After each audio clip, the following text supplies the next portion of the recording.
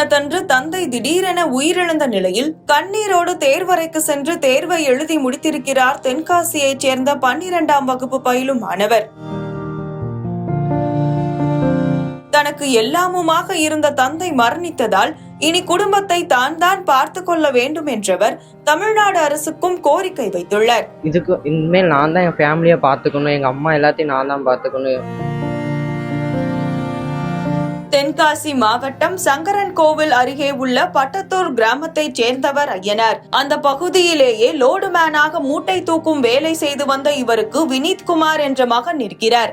இதற்கிடையே ஐயனார் மூட்டை தூக்கும் வேலை செய்த போது எதிர்பாராத விதமாக மூட்டை ஒன்று அவர் மேல் விழுந்ததால் படுகாயமடைந்துள்ளார். உடனடியாக அவரை மீட்டு சங்கரன் கோவில் அரசு மருத்துவமனையில் சிகிச்சைக்கு அனுமதித்த நிலையில் சிகிச்சை பலனின்றி ஐயனாரின் உயிர் இன்று பிரிந்தது.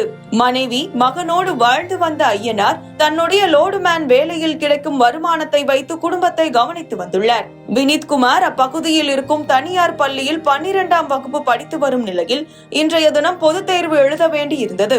இந்த நிலையில்தான் தேர்வு நாளன்று தந்தை மரணித்த நிலையில் என்ன செய்வதென்றே தெரியாமல் விழி பிதுங்கி நின்றுள்ளார். லோடுமேனாக மூட்டை தூக்கி தன்னையும் தாயையும் சுமந்த தந்தை தனியார் பள்ளியில் சேர்த்து வைத்து படிக்க வைத்தாரே என்று நினைத்த வினீத் தேர்வு எழுத புறப்பட்டுள்ளார். அப்பள்ளியைச் சேர்ந்த ஆசிரியர்களும் வீடு வரை சென்று வினீத்தை தேற்றி தேர்வு எழுத வைத்துள்ளனர். தந்தை இறந்த சோகத்தில் அவருக்காக வடித்த கண்ணீர் கூட காயாத நிலையில் தேர்வறைக்கு சென்ற மாணவன் தேர்வை எழுதி முடித்தார்.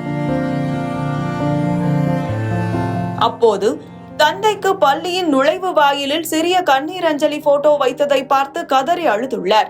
மாணவன் படிப்பில் கெட்டி என்பதால் பள்ளி நிர்வாகத்திடம் கேட்டபோது கல்லூரி படிப்பிற்கு தேவையான உதவிகளை தாங்களே செய்வதாக உறுதி கூறியுள்ளனர். நான் தென்காசி மாவட்டத்தில் இருக்கேன். எங்க அப்பா தான் எனக்கு எல்லா சப்போர்ட்டும் பண்ணிட்டு இருந்தாங்க. நான் விவேகானந்தா ஸ்கூல்ல தான் 12th வரை படித்தேன். ஒரு சின்ன இன்சிடென்ட் மூலயமா எங்கள் அப்பா காலையில் இறந்துட்டாங்க. இன்னும் எங்கள் ஃபேமிலிக்கு எந்த ஒரு சப்போர்ட்டுமே இல்லை. என்னோட டீச்சர்ஸ், என்னோட ரிலேட்டிவ் சப்போர்ட்ஸ் தான் இன்றைக்கி நான் எக்ஸாமே நல்லா பண்ணியிருக்கேன். இதுக்கு இனிமேல் நான் தான் என் ஃபேமிலியை பார்த்துக்கணும், எங்கள் அம்மா எல்லாத்தையும் நான் தான் பார்த்துக்கணும். நீங்கள் தமிழ்நாடு கவர்மெண்ட் சார்பிலேருந்து எனக்கு ஒரு ஹெல்ப் பண்ணிங்கன்னா எனக்கு ரொம்ப உதவியாக இருக்கும். இன்னைக்கு நான் நல்லாவே எழுதியிருக்கேன் எக்ஸாம் எல்லாமே. தொடர்ந்து நம்மிடம் பேசிய மாணவன் தந்தைக்கு பிறகு தான் குடும்பத்தை பார்த்து கொள்ள வேண்டும் என்பதால் தமிழக அரசு உதவ வேண்டும் என்று கோரிக்கை வைத்துள்ளார். அப்படின்னு சொல்லிட்டு 12th படிக்கிற பையன், அவனோட அப்பா லோட்மேனாக வேலை பார்க்குறாங்க. அவங்க ஒரு கழுத்தில் விழுந்ததில் ஸ்பைனல் கார்டில் அடிபட்டு நேற்று நைட்டு தவறிட்டாங்க. பட் இருந்தாலும் அந்த பையன் அவனுக்கு இன்னைக்கு பயாலஜி எக்ஸாம் 12th நடந்துட்டுருக்கு. அந்த பையன் கொஞ்சம் நல்லா படிக்கிற பையன். 10th கூட 463 மார்க் எடுத்திருக்கிறான். இப்போ எப்படியும் ஒரு 12th ஒரு 550 மார்க்குக்கு மேலே எடுக்கிறதுக்கு நல்ல வாய்ப்பு இருக்குது. ஸோ இன்னைக்கு மார்னிங் தான் எங்களுக்கு அந்த நியூஸ் தெரிய வந்ததுக்கப்புறம் அவங்க வீட்லேயும் கூப்பிட்டு பேசி அந்த பையனையும் வர வச்சு, அவன் வரும்போதே அழுதுகிட்டே ரொம்ப கஷ்டத்தோடு தான் வந்தான். இருந்தாலும் அவனை கூப்பிட்டு பேசி ஆறுதல் பண்ணி இப்போ அவனை பரீட்சைக்கு அனுப்பியிருக்கிறோம். அவன் நல்லபடியாக பரீட்சையை எழுதிட்டு வரணும் அப்படின்னு சொல்லி கடவுளை வேண்டிக்கிறோம். வீட்டுக்கு ஒரே பையன், அவங்க அப்பாவே ரொம்ப கஷ்டப்பட்டு தான் நம்மக்கிட்ட படிக்க வைக்கிறாங்க.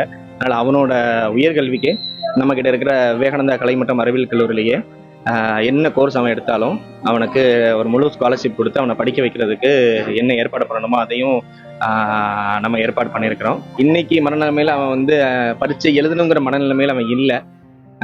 அழுதுகிட்டே தான் இருந்தான். காலையில் ஸ்கூலுக்கு வந்ததுலேருந்து அழுதுகிட்டே தான் இருந்தான். அதுக்கப்புறம் அப்புறம் அவனோட டீச்சர்ஸ், அவனோட பள்ளி டீச்சர்ஸ் எல்லாரும் கூப்பிட்டு அவனை பேசி ஒரு 1/2 hour இருந்து அவனுக்கு ஒரு சின்ன கவுன்சிலிங் மாதிரி கொடுத்து அதுக்கப்புறம் போகும்போது சரி நான் பரீட்சை எழுதிட்டு வந்துடுறேன் அப்படிங்கிற மைண்ட் செட்டில் தான் போயிருக்கிறான். நான் அவனுக்கு என்ன சொல்லிக்கணும், ஆல்ரெடி நல்லா படிக்கிற பையன் தான். அவனால் அவனுக்கு அது பரீட்சையில் எழுத ஒரு கஷ்டமாக இருக்காது. இருந்தாலும் இன்னைக்கு இருக்கிற மனநிலையில் அவனுக்கு எழுதுறது கஷ்டம் அப்படிங்கிறதுனால அவனுக்கு கொஞ்சம் ஆறுதல் பண்ணி அனுப்பியிருக்கிறோம். அவனோட ஃப்ரெண்ட்ஸும் அவனோட சேர்ந்து ஆறுதல் பண்ணி அனுப்புறதுனால அவன் இப்போ பரீட்சைக்கு போகும்போது பரீட்சை எழுதுகிற நல்ல மைண்ட் செட்டில் தான் போயிருக்கிறான். ஸோ நல்லபடியாக எழுதிடுவான் பரீட்சை. என்னோட பேர் ஃபெலின்ஸ்.